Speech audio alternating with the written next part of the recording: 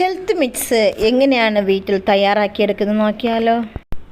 12ഓളം ധാന്യങ്ങൾ ചെറു പാക്കറ്റിലാക്കി ഒരു ബോട്ടിലാക്കി വച്ചിട്ടുണ്ട്. ഇതിനെ വറുത്ത് പൊടിച്ചെടുക്കണം. ചാമ, ചോളം, ബാർലി, ചെറുപയർ, ചമ്പാരി, ഏലക്ക, കാഷ്നട്ട്, ബദാം, ഇങ്ങനെ കുറേ ധാന്യങ്ങളാണ് ഇവിടെ എടുത്തിട്ടുള്ളത്. ഇതിനെ ഓരോന്നായി വറുത്തെടുക്കാം. വറുത്തെടുത്ത ശേഷം ഇതിനെ പൊടിച്ചെടുക്കാം. എല്ലാ സൂപ്പർ മാർക്കറ്റിലും ലഭിക്കുന്നതാണ്. റാഗി ഉൾപ്പെടെയുള്ള ധാന്യങ്ങളാണ് ഇവിടെ എടുത്തിട്ടുള്ളത്. ഇതിനെ ഓരോന്നായി വറുത്തെടുക്കാം.